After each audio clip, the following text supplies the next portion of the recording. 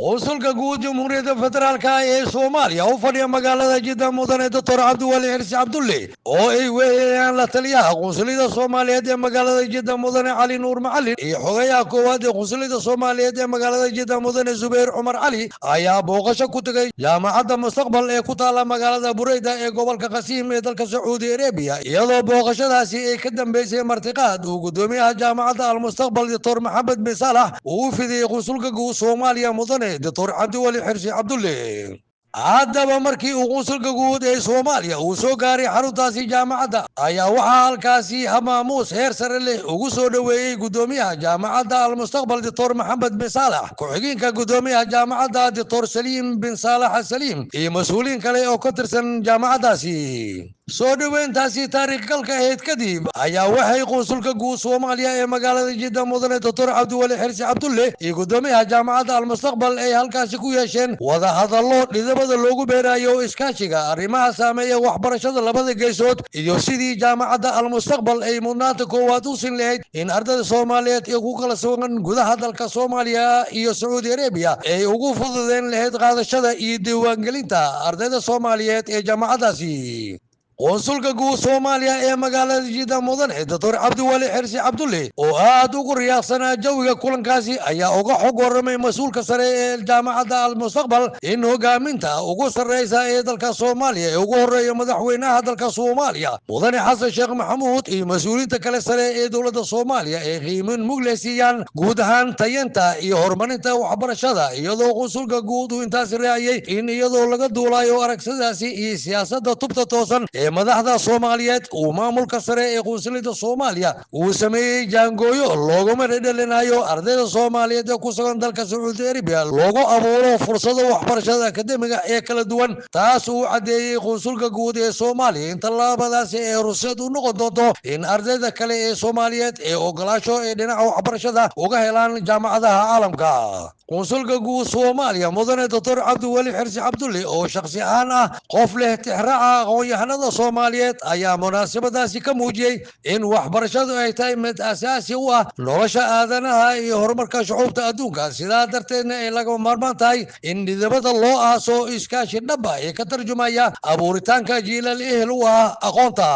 gudoomiyaha jaamacadda al-mustaqbal ee magaalada Bureyda oo isna halkaasi ka hadlay ayaa si weyn u soo dhaweeyay xog warankii cilmiyeysnaa ee qunsulka guud Soomaaliya waxaana uu sheegay gudoomiyaha in jaamacadda ay taabagelin doonto arrimihii loogu wada hadlay kulankaasi ahmiyadda lahaa haddaba qunsulka guud Soomaaliya ee magaalada Jidda mudane Dr. Cabdiwali Xirsi ayaa waxaa kaloo uu la kulmay intii uu ku sugnaa magaalada Bureyda qaar ka mid ah ganacsada waaweyn ee Sacuudiga oo ay isla soo qaadeen isdhaafsiga arrimaha ganacsiga labada dal gaar ahaan dhinaca maalgashiga Soomaaliya iyadoo qunsulka guud uu tafaasiil ka bixiyay in Soomaaliya ay hodan ku tahay dhoofinta xoolaha beeyada kalluunka xabagta iyo dalaga beeraha haddaba munaasabadaasi kadib ayaa waxaa qunsulka guud Soomaaliya uu kulan la yeeshay ardayda Soomaaliyeed ee wax ka barata jaamacadda al-mustaqbal ee magaalada Bureyda waxa uuna qunsulka guud ku booriyay ardaydaasi inay si laabaan dadaalkooda waxbarashada qunsulka guud Soomaaliya ee magaalada Jidda mudane Dr. Cabdiwali Xirsi Cabdulle ayaa intii uu ku sugnaa magaalada Bureyda uu khadka telefoonka ugu waramay warbaahinta qaranka ee Soomaaliya ahmiyadii ay xambaarsaneyd booqashadii uu ku tagay magaalada Bureyda